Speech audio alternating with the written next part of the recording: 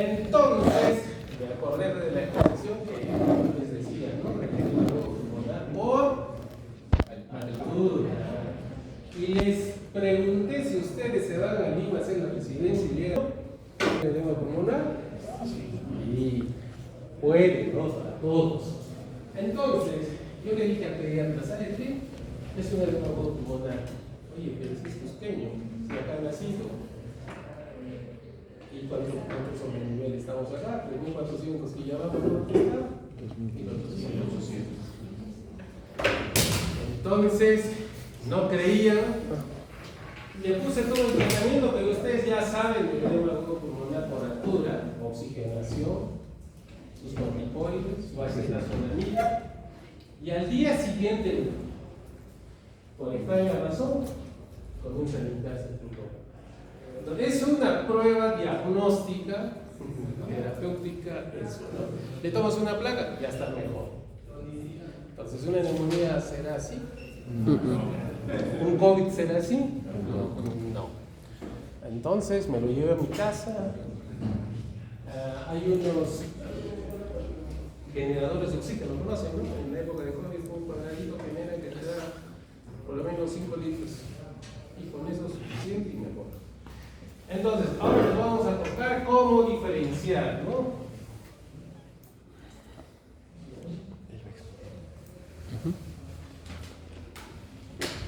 Entonces, vamos a ver las dos casos de la medalla. Entonces, ¿por qué se produce un edema agudo pulmonar? Vamos a ver. El edema agudo pulmonar se define por una acumulación rápida y letal de líquido en el espacio intersticial y en los alveolos intersticiales. Y eso va a impedir la oxigenación. Va a haber una desaturación, ¿no? Están viendo acá, en esta figura, hay un acúmulo rápido. Y puede ser por muchas causas, ¿no? Que hemos visto, y vamos a diferenciar el cardiogénico y no cardiogénico. Entonces, el tratamiento y la supervivencia depende de identificar inmediatamente el origen del fallo fisiológico, ¿no? Por eso estamos preguntando en un principio cuál es la diferencia.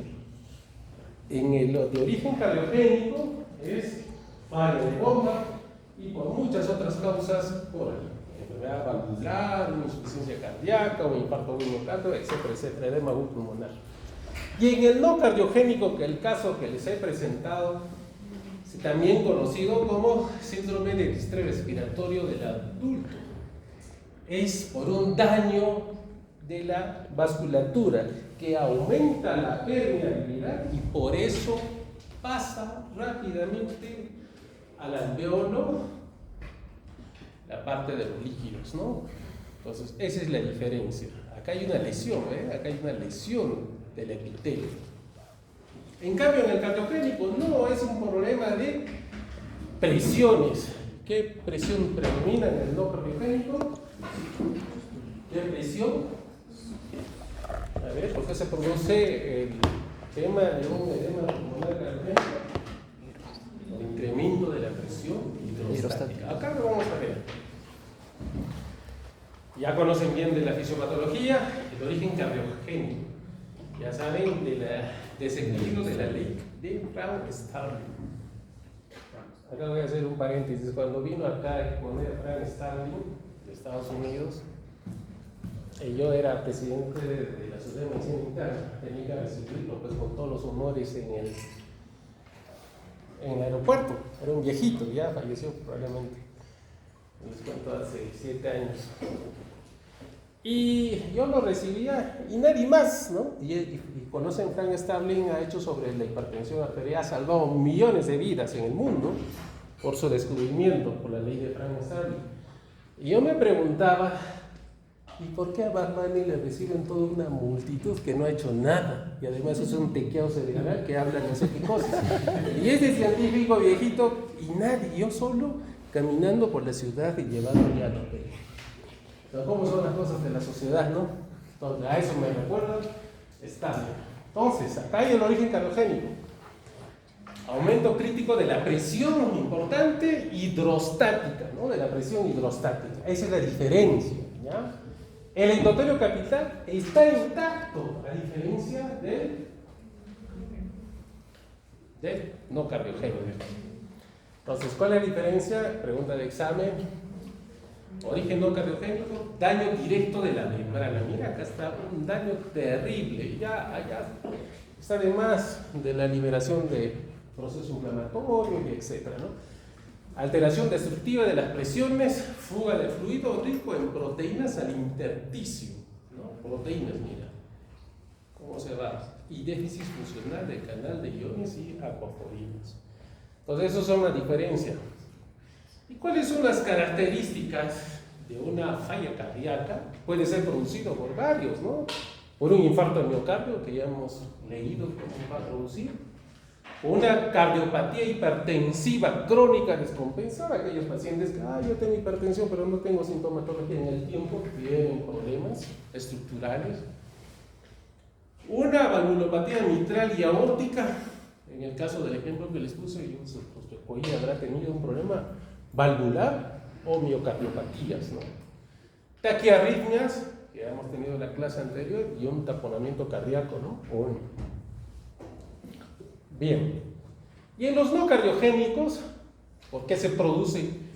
¿No? Por una neumonía y sepsis. Y eso van a ver en la práctica lo que están comiendo a pastos, porque tienen neumonía, hacen distrés respiratorio de la boca, ¿no? Aspiración de contenido gástrico, un tromboembolismo pulmonar masivo, un edema altura, que ya ha sido nuestra anterior charla, edema por drogas, sobre todo la cocaína.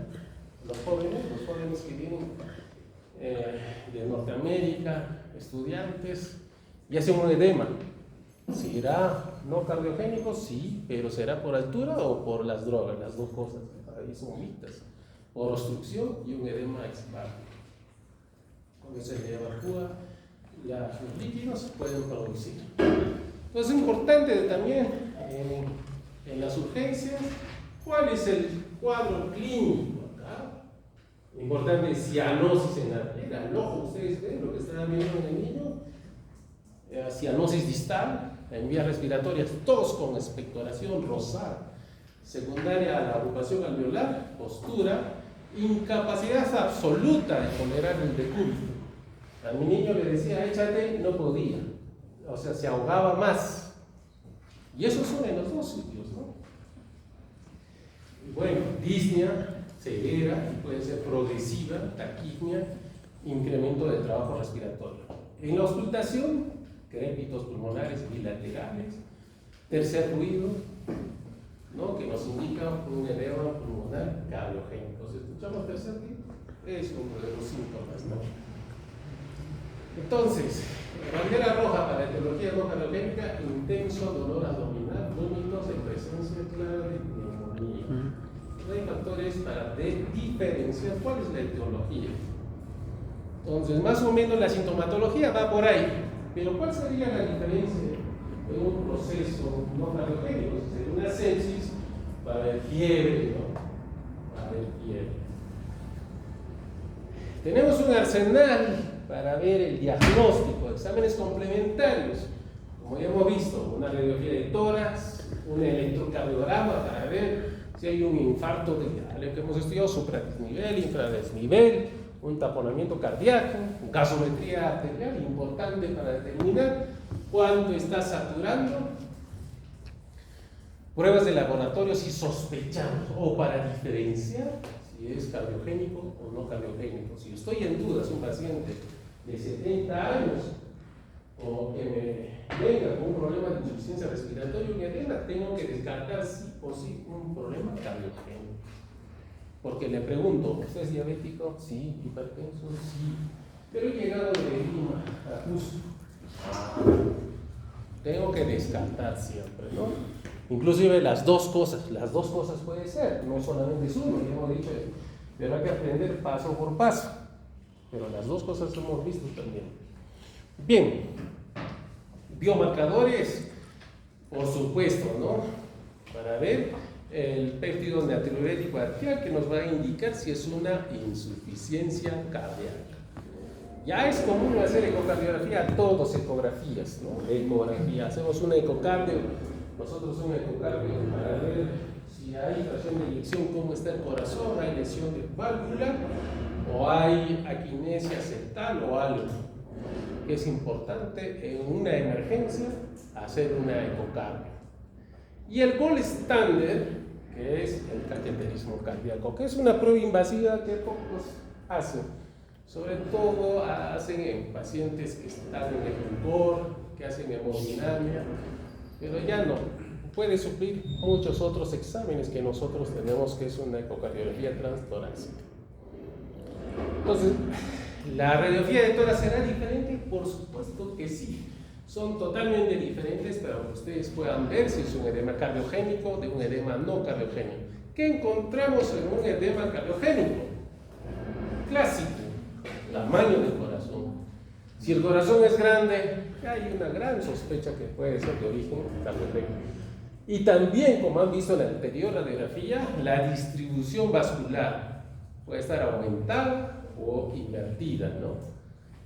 Lo clásico en estos edemas cardiogénicos es el edema central, y acá va a ser periférico en todo sitio. Ustedes solamente viendo la radiografía ya están viendo qué tipo de edema es. Y por supuesto, puede ser pregunta de examen, si hay un compromiso de pleura, si hay líneas septales, un programa aéreo. Y en el TOC cardiogénico, el tamaño es normal. La distribución vascular puede ser normal o menor. La distribución del edema, mira, diferente es al cardiogénico. En el no cardiogénico es parchado y periférico. Mira acá, periferia, todo este. Aquí. Mira, acá es de origen central. ¿Hay líneas septales? No hay líneas septales. Y broncograma aéreo sí, porque puede haber una neumonía o otra causa.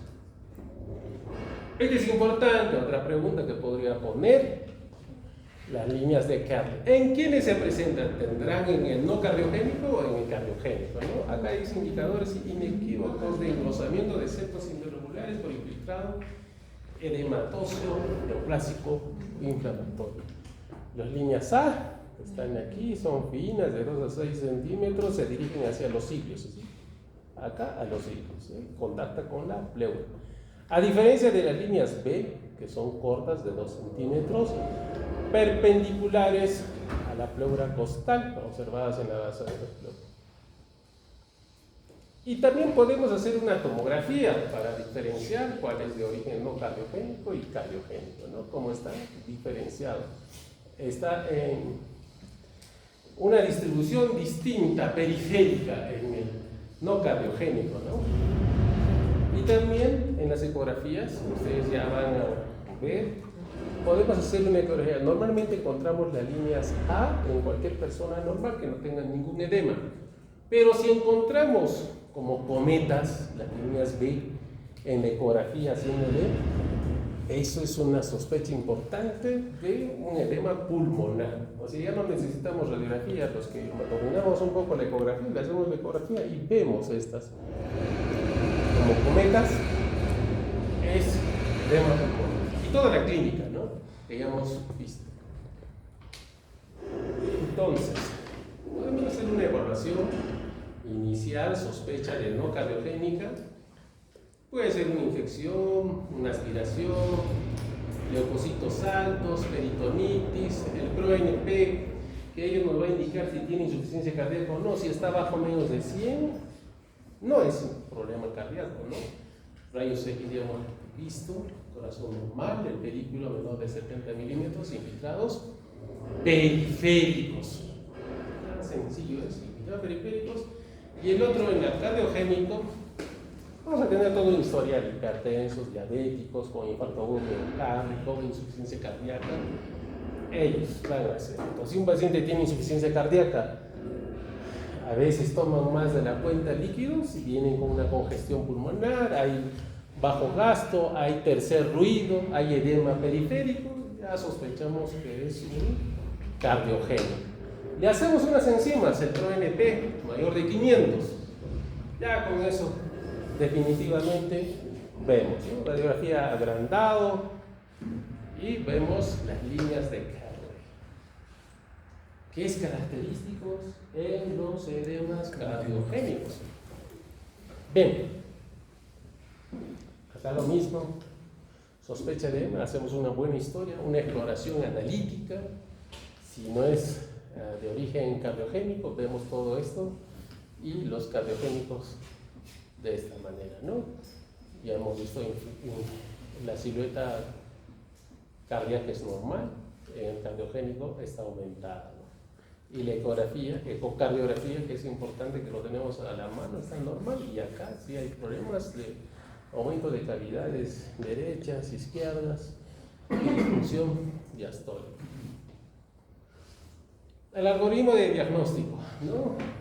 Si tenemos en el momento de ingresar a un paciente, ¿ya? Es importante hacerle una ecocardiografía.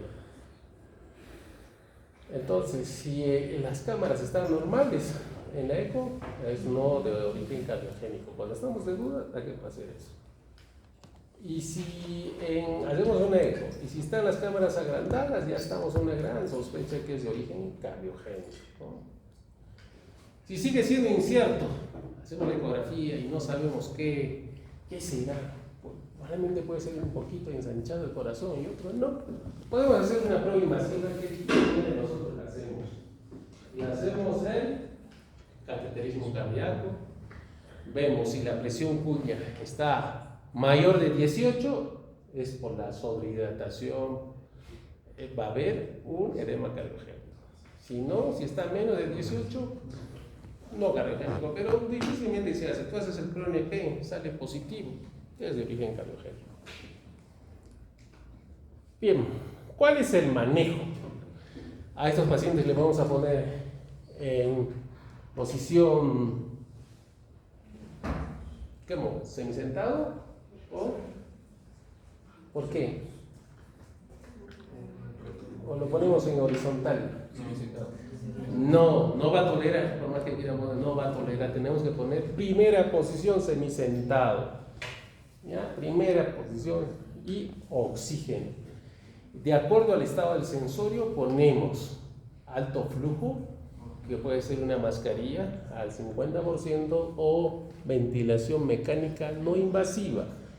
Solo en aquellos pacientes que están conscientes. Si no están conscientes, ventilación mecánica, ¿no? Ya está claro eso. El Glasgow es importante en todo tipo para una intubación. Hacemos una monitorización. Tenemos que tener un acceso vascular. Usualmente una vía periférica asegurada. Nosotros hacemos un catéter venoso central, porque ese paciente va a estar por lo menos 4 días, ¿no? Control renal estricto, sonda urinaria para control. ¿Por qué será ideal la diuresis?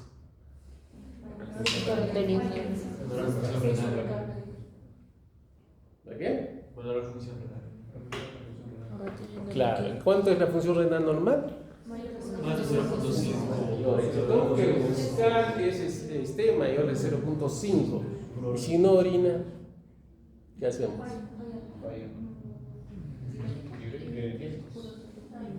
Probamos diuréticas, ¿no? Diálisis. Entonces, según edema pulmonar refractario que no mejora, puede ser indicativo una diálisis si no está orinando, a pesar de la bomba de furosemidas que nosotros hacemos. Generalmente vienen al servicio de emergencias quienes con un edema agudo pulmonar, los pacientes renales que están en diálisis. ¿Qué pasa en estos pacientes? Viajan y no se dializan un día, 2 días y vienen congestionados. Entonces ahí funcionará la bomba de diuréticos. No. Tienes que hacer interconsulta inmediatamente al nefrólogo para que lo dialicen inmediatamente, porque ese es su tratamiento, ¿ya? Ese punto es importante. Vamos a ver, entonces, el tratamiento cardiogénico, diurético, reducción de la postcarga, o le vamos a encharcar más. No, a veces le ponen, le voy a dar pues a 50 litros por minuto, se está congestionando más. No, lo que tiene que sacar es el líquido, no va a dar más diuréticos. Entonces, tenemos que reducir la postcarga.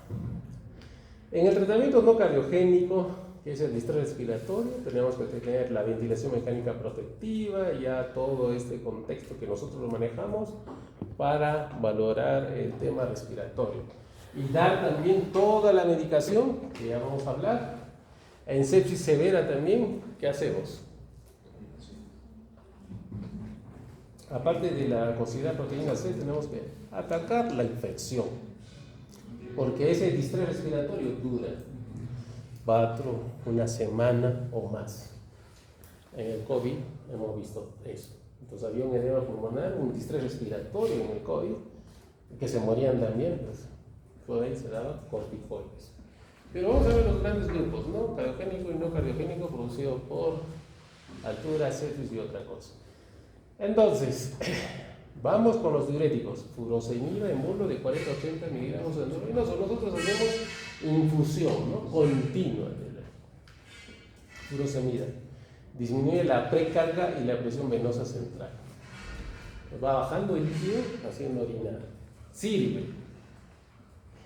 Nitratos, ¿no? 5 miligramos endovenoso, es un vasodilatador. Pero precaución, no podemos dar, porque es un vasodilatador pulmonar, pero no podemos dar si la presión sistólica está menor de 90, porque esto va a producir una hipotensión. Si el paciente que está con hipotensión, no podemos dar los nitratos. ¿Claro? Morfina, de 3 miligramos endovenoso, podemos repetir de 5 a 10 minutos, es un vasodilatador tocolítico, disminuye la ansiedad. Entonces, es importante también morfina. Ya hemos dado diuréticos, nitratos, morfina y fármacos inotropos. Si hay falla de bomba, ¿qué damos? ¿Qué inotropos conocen? Si hay falla de bomba, ¿qué inotropos conocen?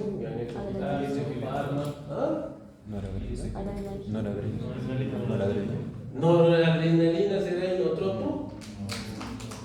Tenemos vasopresores. Lo que están hablando es vasopresores, adrenalina, noradrenalina, vasopresina y etc. Y tenemos los inotropos que nos van a ayudar a la contractilidad cardíaca. ¿Qué le quieren? Inotropo, ¿no se acuerdan? Dobutamina, ya he visto ya en el chat GPT. Ok, no, está bien. Ya, entonces se les da a estos pacientes, ¿no? Dependiendo cómo va la fracción de eyección. Bien, ya hemos visto otro más, cuando la presión arterial sistólica es mayor de 100, todo lo que hemos hablado, nitroglicerina, furosemida, morfina, sin problemas. Pero cuando la tensión arterial está a menos de 100, ahí vemos, tiene que ingresar a la UCI, ¿no? A la UCI. Y empezamos lo que hemos comentado, la dopamina y la dobutamina, sobre todo la dobutamina. Si persiste la hipotensión, ya vamos a hablar de shock. Vamos a dar ahí los vasopresores, lo que estaban comentando son vasopresores, no son inotropos. Ya, conclusión, un proceso dinámico, evaluación continua, el cuidado crítico, existe diagnóstico y tratamiento simultáneos. Entonces tenemos que ver las patologías mixtas.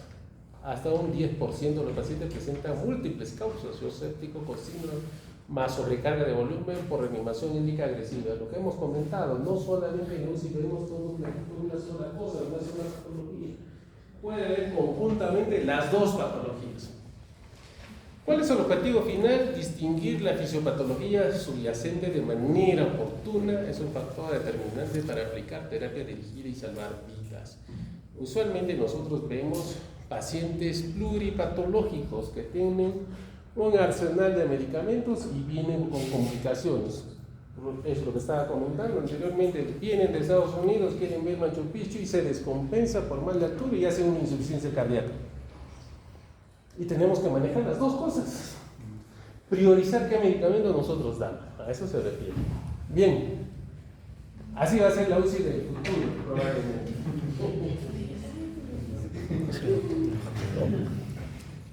Bien, hemos terminado. ¿Alguna pregunta?